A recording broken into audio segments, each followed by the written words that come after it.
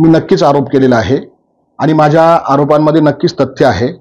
त्याच्यामुळे मला असं वाटतं की आदरणीय भुजबळ साहेबाला इतकी काय आग लागायची गरज नाहीये। आजच दुर्दैवाने, मी दुर्दैव हा शब्द वापरतो, राष्ट्रवादी काँग्रेस पार्टी अजितदादा गट याचे तालुका अध्यक्ष आदरणीय विजूभाऊ पाटील यांनी एक पत्रक काढलंय।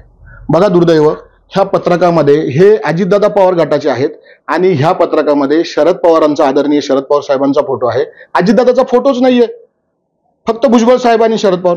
हे मला असं वाटतं की हे संकेत आहेत का ते कोणाबरोबर आहेत म्हणून। तालुका अध्यक्षाच्या लेटर हेडवर ते फोटो कोणाचे आहेत हे संकेत आहेत की ते आज कोणाबरोबर आहेत आणि ते आज कोणाचं काम करतात। दुसरी गोष्ट की मला हे सांगायचं आहे की विनोद शेलार हा आदरणीय पंकज भाऊ भुजबळांचा, माजी आमदार पंकज भाऊ भुजबळांचा स्वीय सहाय्यक होता, अत्यंत बरोबर काम करतो। आजही सर्व मतदारसंघामध्ये विनोद शेलार हाच बघतो। विनोद शेलार, श्रीराम शेटे, आदरणीय श्रीराम शेटेंचा सत्कार करतानाचे हे फोटो कसे काय येतात? हे बघा, हे फोटो हे विनोद शेलार। भुजबळ साहेबांना मला प्रश्न करायचा आहे, आपण सांगितलं का विनोद शेलारला सत्कार करायला आणि पाठिंबा द्यायला? हा एक दुसरा फोटो, भगरे साहेबांचा ते सत्कार करतायत, त्यांना पाठिंबा देत आहेत, त्यांच्या प्रचार रॅलीमध्ये ते फिरतायत।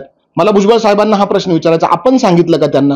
मला अजून भुजबळ साहेबांना प्रश्न करायचा आहे, भुजबळ साहेब आपण येवल्याचे आमदार आहात, आपले ज्या वेळेस आपण आदरणीय शरद पवार साहेबांना सोडून अजितदादांबरोबर आलात, मंत्रिपदाची महायुतीमध्ये शपथ घेतली, त्यावेळेस महेंद्र काले आणि बनकर हे 2 जिल्हा परिषद सदस्य पाटोदा गटाचे हे आपल्या बरोबर आलेत।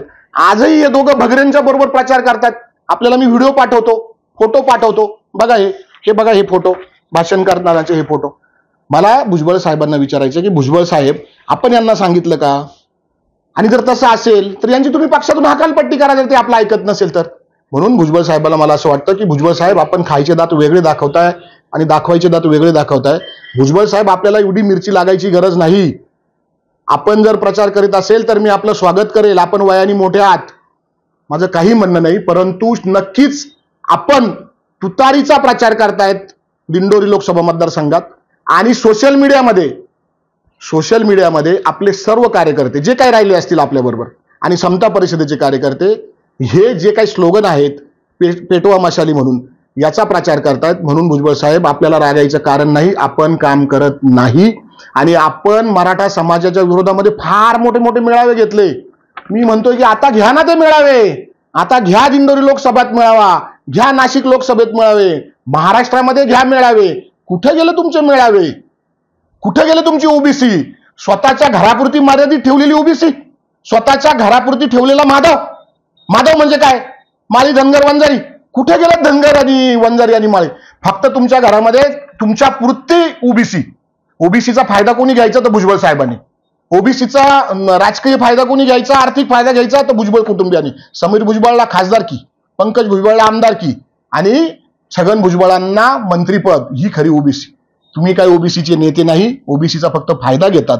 म्हणून मी तुम्हाला जाऊ द्या, मला त्याच्यावर मी नंतर बोलेल तुमच्याशी भुजबळ साहेब, नंतर वाद घालेल, मी तुमचा विरोधकच आहे आणि मी मरेपर्यंत तुमचा विरोधक राहणार आहे, त्याच्यामध्ये मला काही शंका नाही। परंतु भुजबळ साहेब आपण आता, माझी विनंती आहे, आपण मोठ्या आहात वयाने, आता तिकडे धनुष्यबाणाचं काम करा, जे काही तुमच्यामुळे काही जे मतं मिळणार असतील ते थोडेफार, आणि इकडे कमळाचं मदत करा अशी आपल्याला मी विनंती करतो।